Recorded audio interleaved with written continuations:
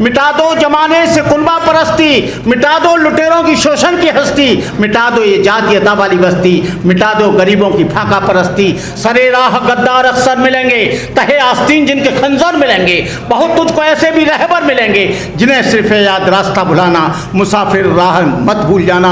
हम 2014 से देख रहे हैं क्या सद्भावना आई।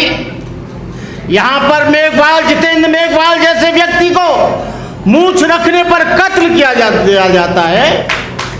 क्या सद्भावना आई। इंद्रपाल जैसे 9 बरस के बच्चे को प्यास लगती है, उसे घड़े के पास जाता है, उसे मार कर लोहू लोहान कर दिया जाता है, उसका फेफड़ा फट जाता है। क्या यहां पर आई। कासगंज में दलित आदमी की बारात नहीं चढ़ने दी जाती है। क्या सद्भावना आई।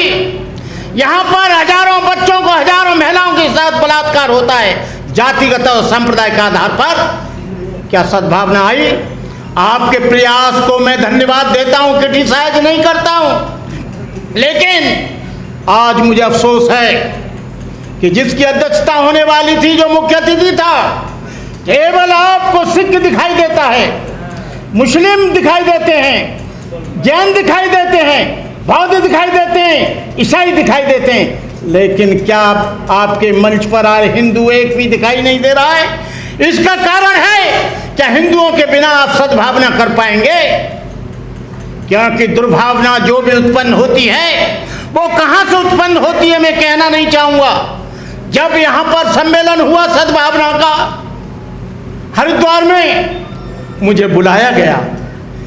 जैसे ये लोग बैठे वैसे हम भी बैठे थे, चारों शंकराचार्य, सरस्वतीनंद, अखंडानंद और तारक।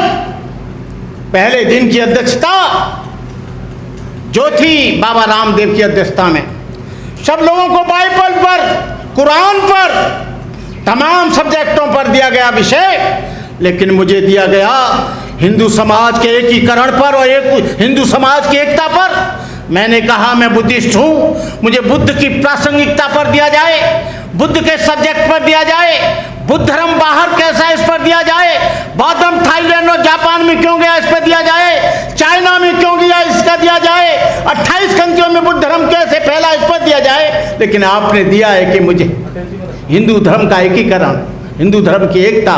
मैंने बड़े गौरव के साथ कहा, आरएसएस के लोग थे, मैंने कहा Hindu is a not society.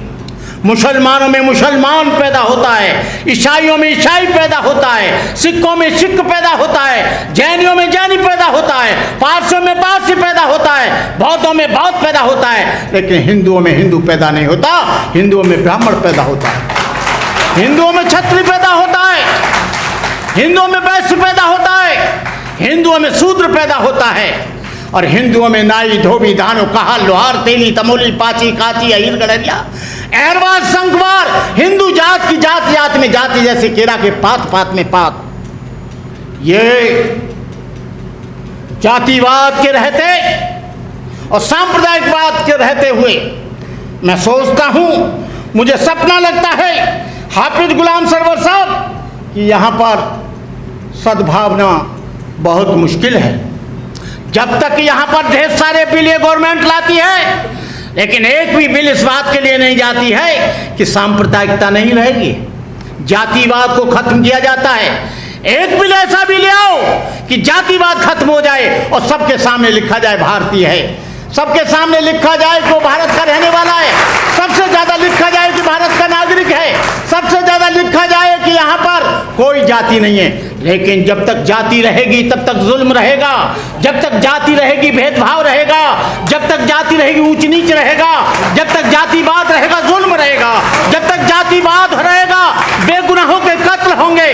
और आपको मालूम नहीं है, जातिवाद के कारण जब से ये देश स्वतंत्र हुआ 14 लाख से अधिक लोग बेगुनाह मारे गए और 18,000 से ज्यादा महिलाओं के साथ बलात्कार हुआ।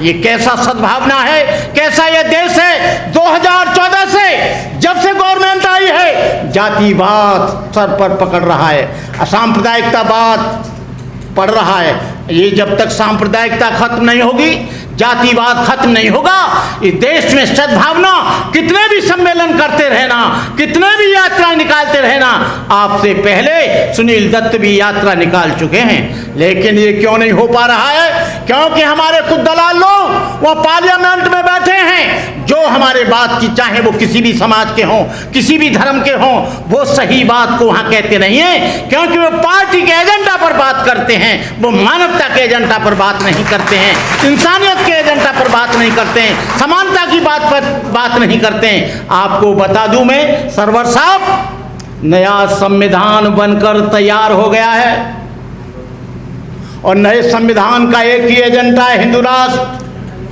यहाँ पर न ईसाई काम कर पाएगा, न बौद्ध काम कर पाएगा, न मुसलमान काम कर पाएगा, न जैन काम कर पाएगा, न सिख काम कर पाएगा। अरे ये देश किसी की बपौती जागीरदारी नहीं है, ये देश हिंदुओं का ही नहीं, ये मुसलमानों का भी है।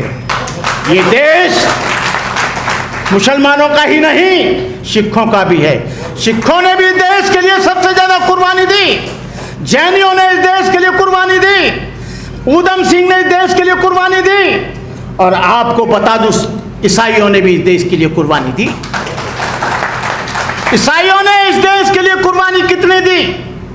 वो लोग जो अंग्रेज लोग थे, वो अपने चर्च से स्वतंत्रता आंदोलन चलाते थे, और जो मुसलमान थे वो अपने स्कूल से, जो उनके स्कूल थे मजहब को सिखाने वाले मदरसा, वहाँ से आंदोलन चलता था। अबुल कलाम आजाद उस मदरसा की देन है। आज कहते हैं कि मदरसा आतंकवादियों का सेंटर है। आपको बता दें, जब कोई मुसलमान चलता है तो मॉब लिंचिंग होती है। मॉब लिंचिंग कब से शुरू हुई? ये मॉब लिंचिंग का मामला यहाँ पर शुरू हो गया। आज आपको बता दें, मुसलमानों को जबरदस्ती पकड़कर, कई उदाहरण मेरे पास, मेरे वीडियो में, मेरे उसमें हैं, लैपटॉप में, उनको पकड़कर उनकी टोपी उतारकर कहा जा रहा है कि बोल जय श्री राम।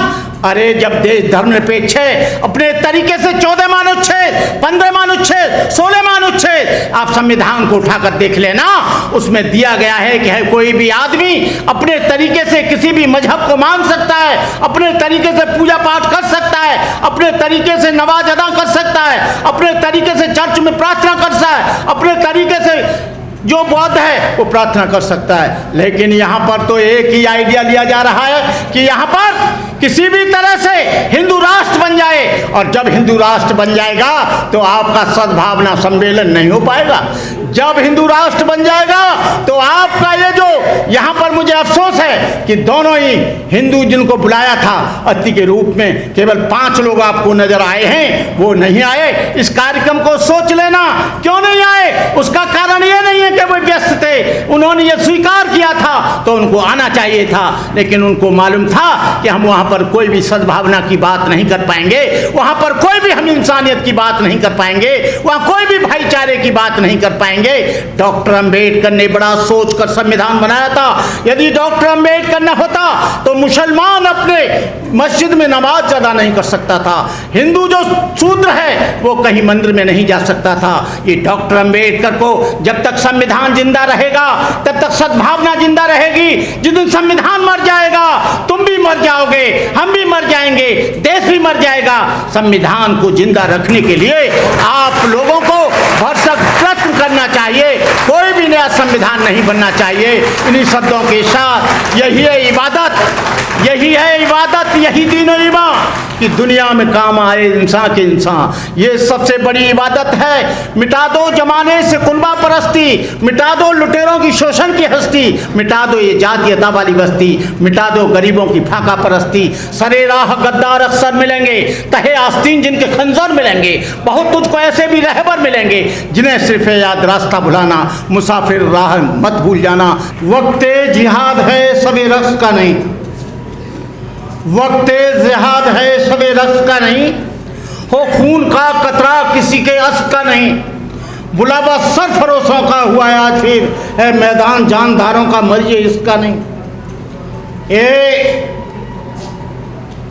भाई हाफिज जी, मैंने हजारों सद्भावना यात्राओं में भाग लिया है 46 वर्ष के संन्यास में। आज मेरी एज 74 है। और सुनील दत्त की जो यात्रा सद्भावना यात्रा हुई थी उसमें भी मैंने हिस्सा लिया था, और सुनील दत्त जी से मैंने कहा था, सुनील दत्त जी, कहाँ तुम रेगिस्तान में खेती करने के लिए चले हो? कहाँ बबूल के पेड़ पर कहाँ तुम आम खोज रहे हो? मैं सोचता हूँ बहुत मुश्किल है। ये देश महावीर स्वामी जैन का है, गुरु नानक का है, कबीर का है, बुद्ध का है, चोखा मेला का है, डॉक्टर अम्बेडकर का है, बापू का है, जवाहरलाल नेहरू का है। ये देश को जगाने के लिए बहुत से लोगों ने काम किया, लेकिन जय भीम, नमो बुद्धाय, जय भारत, जय संविधान।